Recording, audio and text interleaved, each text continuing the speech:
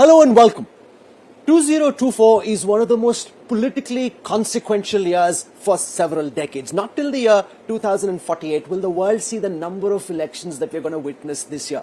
To get a sense of the stakes for the global order, we're joined at the India Today studios here at the World Economic Forum in Davos by one of the world's sharpest foreign affairs thinkers. Fareed Zakaria is back with us at India Today. Thank you so much and welcome. Always a pleasure, Rahul. It's terrific to have you with us and superb way of getting the WEF week started for us. I want to start by asking you about your big concern for 2024. When you look at this year, we're reading some people say this is the most consequential political year in many of our careers. What's the most important thing you're looking out for this year, Fareed?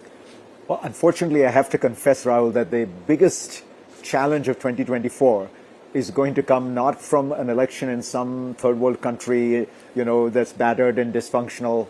It's going to come from the American elections because it is in many ways a pivotal election, because Donald Trump has a very good chance of winning. And the reason I think that people should understand the stakes is that I know sometimes there are people in India who find Trump fascinating and even admirable because he's funny and he's clever and he's charming and he has a certain kind of populist flair that in some ways some Indians like. The big danger of Trump, I think, actually globally, is that he fundamentally wants to withdraw America from the world.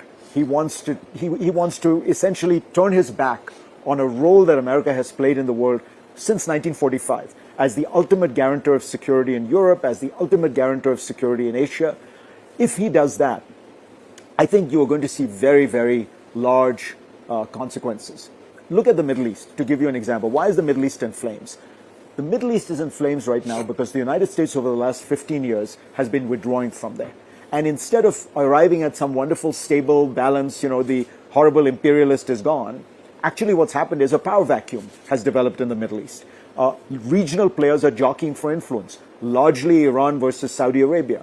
In the midst of all that contest, Iran pressing forward through the Houthis, through Hamas, through Hezbollah, through the Iraqi militias, the Israelis got rattled. The Gulf Arabs got rattled. They got together. That then outraged the Palestinians and Hamas blew the whole thing up. So you see how the withdrawal of American power leads to an enormous amount of geopolitical tension, jockeying for power. Now imagine that happening on a larger scale in Asia, where there are 7 or 8 very powerful countries all jockeying for influence. That's why I worry. The United States has been playing a role of stabilizing the world. If Trump pulls us out from that, it will be 2025 onwards, it'll be a hell of a ride. In your response, it seems that you almost believe that it is inevitable that Trump will be on the Republican ticket. Is that the way that you're seeing it? Because I was chatting yesterday with the chief executive of the Atlantic Council, and he said maybe because of all the court cases, Trump might still get tripped over and may not be the Republican nominee. Or do you think that's highly unlikely now? So first we have to say, the media is a race, as you know. There isn't a race. Trump is 30 points ahead of his nearest rival. If you look at the Iowa caucuses, he's at 50. Nikki Haley is at 25 or something like that. It just doesn't say. I've never seen somebody with a lead like this. There was a very interesting story in the New York Times today about how Trump has now regained his entire lead with college-educated Republicans, whom he had lost in 2020. And that's why he lost to Biden. Why do you think that's happening? Young Americans, educated Americans, wanting to root for Trump? I think that there is a very large part of America that feels that their voice is not heard, that they are rural, they are less educated, they may be some college educated, but they'll tend to have gone to, colleges that are a little bit outside the mainstream, more religious, more white. That's the profile of the Trump voter. And these people feel that they have been ignored, disrespected, particularly religious people. Now, why they have chosen Trump as their standard bearer of, 3 times, 4 times divorced, I can't even count a man who's obviously never read the Bible in his life. But I think they see him as a fighter. And they see him as somebody who, at the end of the day, knows the system and is as crooked as everybody else. There's a certain sense in which, ye hamara chor hai. So there's a way in which that even appeals to them. So that's the popularity. The court cases, first of all, fuel his popularity because they convince his supporters that people are trying to throw this guy in jail. People are trying to get him off the ballot. American people should have a choice. This shouldn't be decided by courts and prosecutors. But more broadly, I think he's part of a wave of populism everywhere. So, in a Trump versus Biden contest, do you think it's more likely now, from what we know and the polling that we're seeing, that Trump might prevail? It's very close. Remember, Biden won last time by 7 million votes. My guess is he'll win by 9 million votes this time. But that's the national vote. That's not the Electoral College. What happens in these 3 or 4 states with a few 100,000 voters? I still think that if you forced me to do an analysis, I would say that Biden will probably squeak by because those people will come home. Those younger voters, those college-educated voters who have been voting Democratic in state elections. The Democrats have done pretty well over the last 2 or 3 years. But it's a very close call. But they may not be enthused to go out and vote exactly, for Biden. And because of the Gaza war, because of who knows what, that Biden has a health problem. The idea that the fate of the world depends on a few 100,000 voters in 4 states in the United States is scary, but that is true. Do you think the Democrats should have pushed harder to ensure that Biden stayed a one-term president? Everybody just kind of sat by and let Biden want to contest again. Look, this part will be familiar to Indians. There is no Democratic Party in that sense. The president is the head of the party. It's become a very personality-oriented political organization on both sides. I mean, in Trump's case, it's become a family cult. I mean, the last Republican convention, 5 of his 5 members of the Trump family spoke in primetime slots. There is no party left. There is no equivalent of the Congress Working Committee as there used to be in the old days, just as there really isn't in Congress or BJP anymore. It's all what the top guy says. Biden says he doesn't want to leave. Everyone salutes and gets in line. But I do think Biden should have thought much harder about whether or not this is the responsible thing to do. He's been a good president. But can you be a good president when your next term is going to be years 82 to 86? I mean, we all know 80-year-olds. It's a very different level of energy. There's a very consequential election in the United States, and Prime Minister Modi will be fighting to win a 3rd term. What's your reading, Fareed, of Prime Minister Modi's re-election prospects and all that's playing out in India at the moment? Look, they're very bright. Objectively, Modi is in a commanding position. I think he probably is in the most commanding position in all these elections you're talking about around the world. Modi is probably in the most commanding position. Why? India is doing well. Some of that is Modi and his policies, and you have to give him credit for that. Some of it is 20 years of reforms that have created a certain momentum that is now unstoppable. And I do think poor Manmohan Singh deserves a lot more credit for all that than he gets. Some of it is the BJP's organization is just much, much better than the opposition. The fundraising, they are maybe 100 times more money than their opponents in some parts of the country. And Modi is very charismatic. He has, again, this is part of this new phenomenon.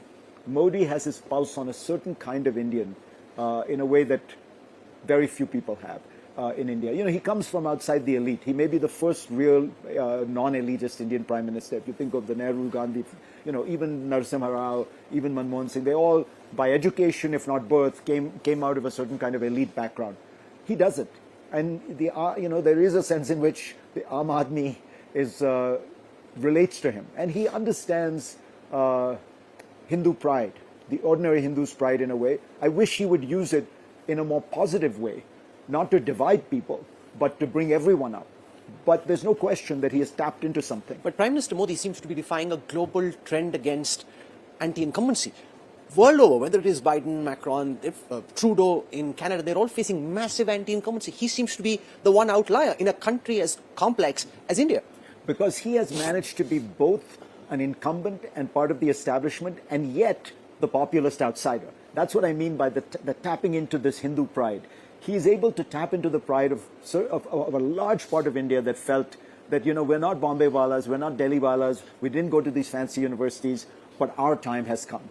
And we don't speak a Hindustani with English words thrown in. We speak, Kattar Hindi. We may even speak dialects, Brijbhashan, whatever.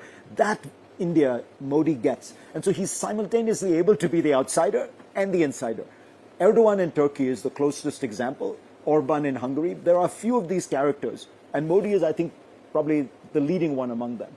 Now, there's a massive Pran Pratishtha happening at Ayodhya on the 22nd of January, and all of India is agog. And I'm quite shocked by the number of young people who suddenly seem to be discovering a level of religiosity which they didn't seem to demonstrate previously. From your perch, what do you make of this? Ram Bhajans are flying off Spotify, of Ghana, Apple Music. It's the hottest genre of music in India at this moment. Look, India has always been a traditional society. If you look at the kind of Pew surveys of world values, it's a traditional society, it's a religious society. It's in many ways still remains a very patriarchal society. Women's participation in the labor force in India is lower than in Saudi Arabia. What is that about? That's about a very traditional home structure. So it doesn't surprise me at some level. What has happened is that this has been encouraged, politicized, even weaponized. Some of the encouragement, some of the celebration is great. It's one wonderful thing that people should take greater pride in their religion, in their culture, in their... Again, as I always say, to me, the task of leadership is to find a way for people to take pride in themselves without putting other people down, without saying, that this is, my pride comes at your fall, at your expense. And that I fear the BJP does not do. The BJP, clearly it is part of a political project to make Indian Muslims feel like second-class citizens. That's unfortunate because I think the greatness of Hinduism has always been its incredible pluralism and tolerance. I mean, Hinduism is the most tolerant religion in the world. You can be vegetarian or non-vegetarian. You can believe in one god or three gods or 100. You can, there's so many of these passages in the Rig Veda which are extraordinary in their generosity of spirit, and that I fear is missing. So while I'm delighted and I feel a certain Indian pride in seeing that that kind of outpouring of positive sentiment. I just hope it can be channeled in the direction of unifying the country rather than dividing You it. mentioned Erdogan in Turkey. He too was up against a combined opposition, 6 parties coming together. They fell short. They made it a tighter contest, but fell short by about 6% votes. In a global context, what's your sense of the prospects of the India alliance as parties like the Trinamool, the Samajwadi Party, the Congress all try and come together? This experiment hasn't really succeeded against a towering personality like a Prime Minister Modi in other countries where it's been attempted. So it's very hard. You need another towering personality. The biggest problem for Turkey was they didn't have... Erdogan is a huge, larger-than-life figure, and they had nobody like that. So the question is, does the opposition have somebody like that? And then the second part is, are they willing to be truly, brutally strategic? Are they willing to put up in every constituency in India one BJP candidate versus one opposition candidate? So the opposition would have to combine around the strongest person in that particular constituency, regardless of what that meant for their party. That's the smart thing to do. Will they do that? I don't know. But look, the math, as you know, the mathematics are, last time around, the BJP won 38% of the vote and got 62% of the seats. Why? Because the opposition was divided. If you confronted the country with one opposition candidate versus one BJP candidate and the strongest opposition candidate, I think they would have a very, very good shot at a much better showing. What does a potential third term for Prime Minister Modi look like from your lens? Where do you see the third term of the BJP government taking India? So I hope for three things, really. One is the solidifying of India's reforms. There are still areas where India is still a very difficult place to do business by global standards. It's very protectionist. Labor laws are very tough. Land acquisition is tough. Modi tried to do something about some of those things. Maybe the third term will allow him to just create, and it's really the people need to understand, when you talk about reforms like this, it's all to help the average person. Because the big conglomerates and the big houses, they love having these complicated regulations and tariffs. It protects them from foreign competition. It protects them from domestic competition. They can manipulate the system. The more you open the economy up, the more the average person benefits, the more the small entrepreneur benefits. So one thing would be to really try and create more of a level playing field in the Indian economy. The second is solidify the alliance with the United States. I strongly believe that it is in India's strategic interest not to be sitting on the fence, not to be playing footsie with the Russians. India would benefit dramatically by having a generational alliance with America. It doesn't have to be formal. I don't mean that. What I mean is a generational level of commitment that there's going to be cooperation, dialogue, cross-fertilization of economics, trade, technology, education. Remember, But that's already happening, isn't it? it's not happening. I mean, you take something like education. I was on the Yale board, so I know this a little bit. We tried desperately to do more in India. It's incredibly hard. India has so many backward colonial, post-colonial regulations that are so suspicious of foreign universities, so suspicious of foreign NGOs. What's happening, honestly, Rahul, is at a chattering class level, there's a lot of people, CEOs going back and forth, praising each other. What needs to happen is actual institutionalized people-to-people exchanges. Tariffs are still very high. India is the most protectionist large economy in the world. So all that needs to change. And then finally, I would hope he would unify the country. I think he has a real chance to go down. Look, he has a chance to go down as the most important Indian Prime Minister since Nehru. I think it would be hard for him to overtake Nehru because Nehru was India's first Prime Minister. And that gives him a kind of unique status as the man who established modern India and particularly modern Indian democracy. But he has the chance to leave a very powerful legacy. But in a global context, if you go back in time as well, where does Modi stand in the pantheon of global leaders going back in history? So Modi has to, that's where I think that Modi so far has played his hand well. He's shrewd. He manages to, to take advantage of situations well. He gets on well with other leaders. But what is his vision for India? Where does he want India to go? Where does he want it to be? And what I'm saying is I think India's destiny lies in being at the forefront of the democratic world, of the world of order, not disorder, of the world of a rules-based international system, of open societies, open politics, open economics. That is where, there needs to be a greater push in that direction. It can't just be that you play your hand well, that that doesn't put you in a pantheon. The people who are in the pantheon have vision. Okay, let's switch for a moment to the Israel-Hamas conflict. And I want you to share with everyone watching at this time your perspective on the prospects for escalation. We're hearing from, they're very rational players at play here, and they'll find a way of ensuring that there is no further escalation. To the other side of the spectrum, which seems to believe that escalation now is inevitable. I don't think it's inevitable.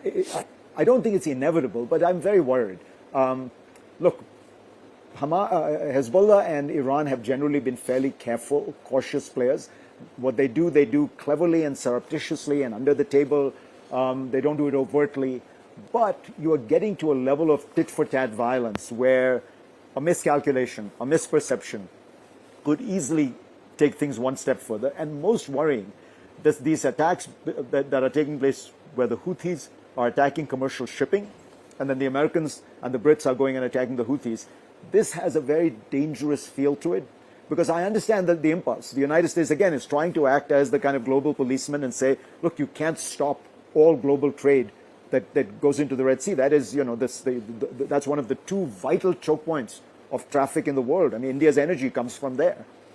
On the other hand, to get into a tit-for-tat with the Houthis just feels like you're going down a dark path. The Saudi Arabians went down that path for 10 years. They bombed the Houthis.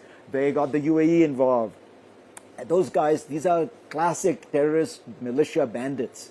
They always live to fight another day. They're launching asymmetrical operations. U.S. says we're going to destroy their capacity to wreak terror. I mean, what their capacity? You're talking about $2,000 drones, maybe sometimes $500 drones that are being launched, using an iPhone. How are you going to stop people from doing this? So, it's a dilemma. I understand why the U.S. is doing what it's doing, but I'm very worried that it can easily, it can get to a point where the U.S. feels like it's not winning. So now it has to do more. And then the Houthis keep surviving, and then the U.S. keeps doing more. And where do we go from there? The U.S. will have gotten itself involved in a war in the Middle East, where at the same time it's involved in a war in Ukraine. So we'll come to Ukraine in a moment. How long do you see the Israel-Hamas war go on for? It almost seems as if Benjamin Netanyahu wants this war to go on for as long as possible. And the U.S., even though they're making the kind of noises that they are, aren't bearing down to get him to stop. I agree. I think Netanyahu may even benefit from the war expanding because it becomes more complicated, more dangerous, not a time at which you can have a change of government, not a time at which you can have elections. It's a very cynical strategy that Netanyahu is employing. what should happen is there should be a cessation, largely of military operations in Gaza. Look, they've destroyed 70% of all the buildings in northern Gaza. How much more can you destroy? What they really should have done from the start was targeted operations at the leadership, whether they're in Lebanon or not. Go after each one, hunt them down, kill them. That's what's going to have an effect on Hamas. Destroying the entire infrastructure of Gaza actually benefits Hamas because it radicalizes the population. For every neighborhood you destroy, surely you're going to have created a couple of hundred radicalized people. So the whole strategy seems to me misguided. They should stop. They should have a ceasefire. They should go after the Hamas people in a more targeted way. But will they? No. I mean, I think that they say they're going to de-escalate. But I suspect that this will go on for a while because it's not in the Israeli government's interests. It's not in the Prime Minister's interests to end it. Now, 83 national security advisors were in Davos to talk about a potential Ukrainian peace plan. It seems Vladimir Zelensky is getting increasingly frustrated with the fact that the world's attention is now divided because of the Israel-Hamas conflict and because he's not getting the kind of aid that he wanted to. How do you see the Russia-Ukraine conflict play out this year? Look, the problem with the argument for a peace plan is very simple. The Russians are not willing to negotiate right now. Russia has made a strategic decision that it is going to hang in there. It is going to, it's doing pretty well this year. It is going to try and press its advantage. It's going to resupply itself and wait for the 2024 election. Again, we get back to that pivotal election. It's absolutely clear the Russians feel if Trump wins, he'll sell the Ukrainians down. Will he do that? What's your sense? You can never tell with Trump because he's such an, it's such a personalized, narcissistic foreign policy that it'll depend on whether he thinks he will look good one way or the other. So I think we can't actually tell, but I think Putin thinks he could make a deal with Trump. They know each other. We know this, that Trump admires Putin enormously.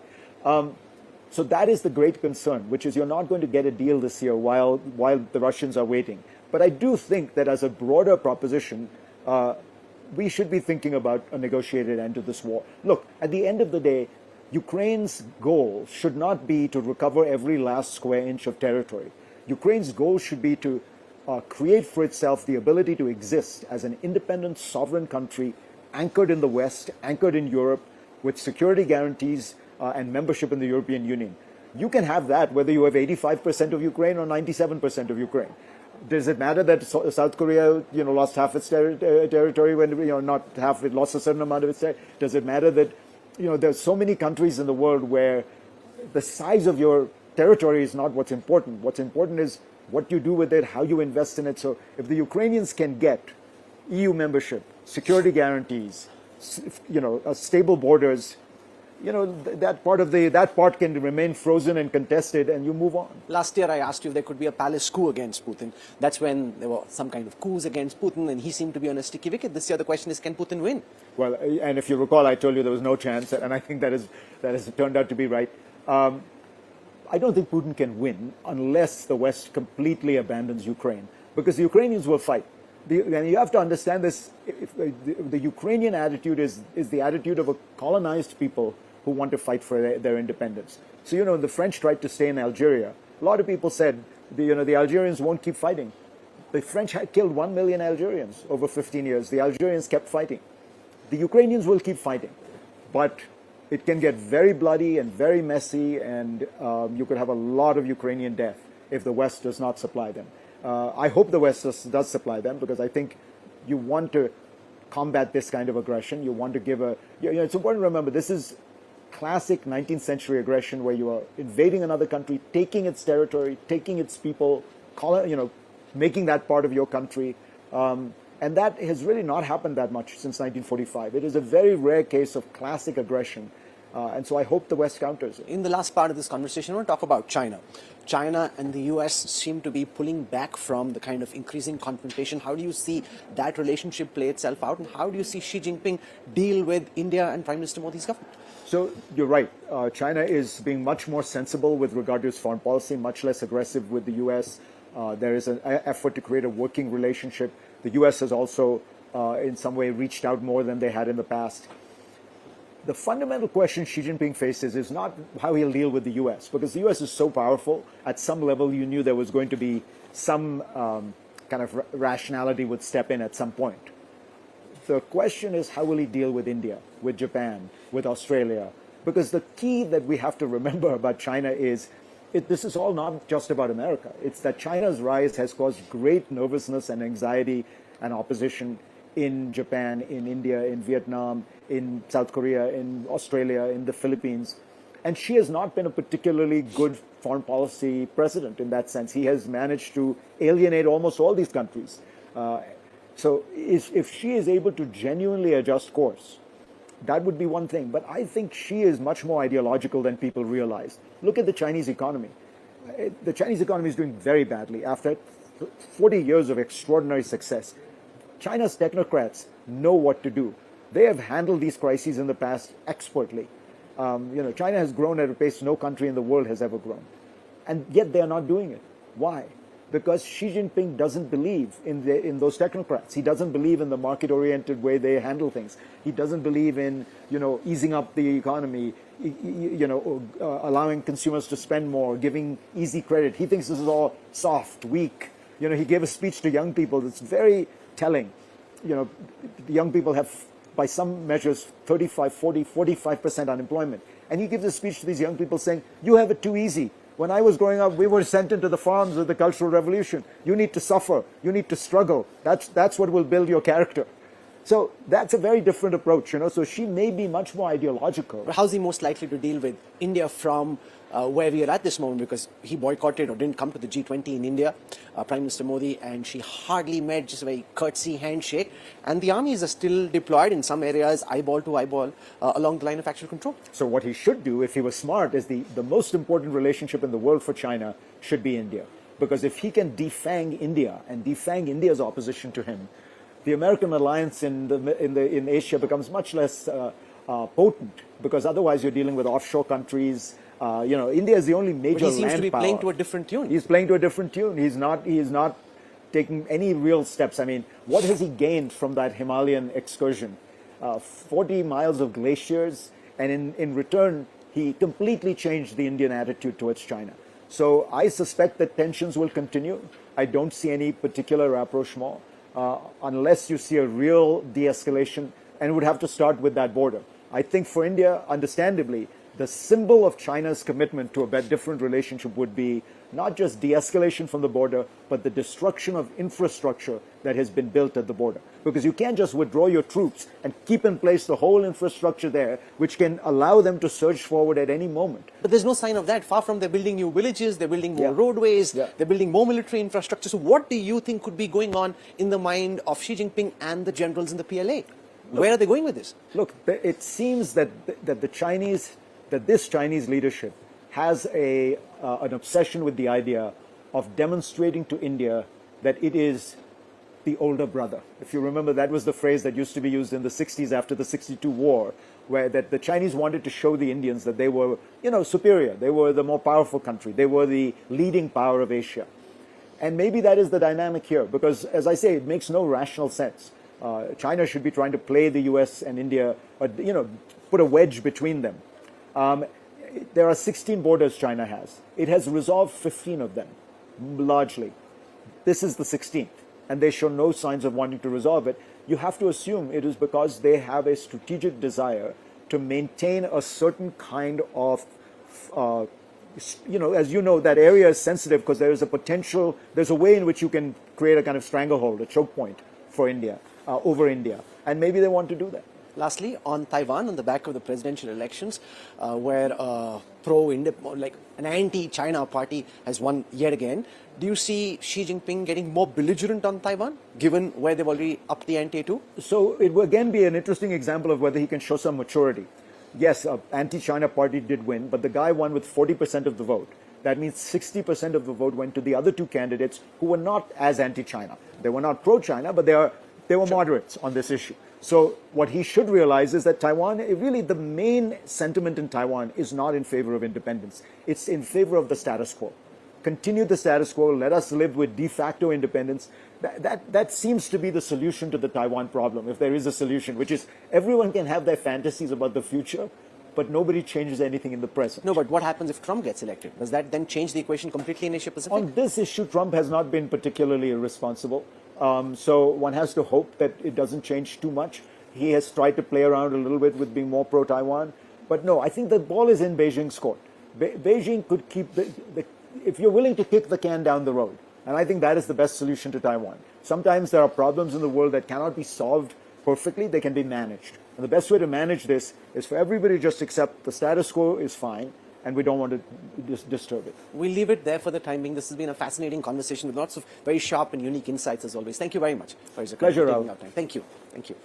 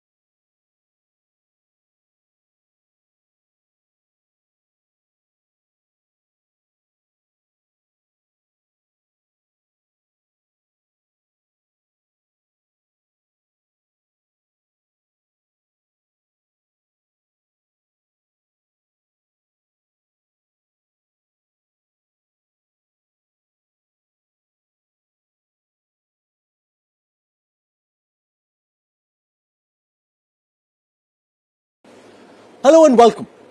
2024 is one of the most politically consequential years for several decades. Not till the year 2048 will the world see the number of elections that we're going to witness this year. To get a sense of the stakes for the global order, we're joined at the India Today studios here at the World Economic Forum in Davos by one of the world's sharpest foreign affairs thinkers. Fareed Zakaria is back with us at India Today. Thank you so much and welcome. Always a pleasure, Rahul. Terrific to have you with us and superb way of getting the WEF week started for us. I want to start by asking you about your big concern for 2024. When you look at this year, we're reading some people say this is the most consequential political year in many of our careers. What's the most important thing you're looking out for this year, Fareed? Well, unfortunately, I have to confess, Rahul, that the biggest challenge of 2024 is going to come not from an election in some third world country, that's battered.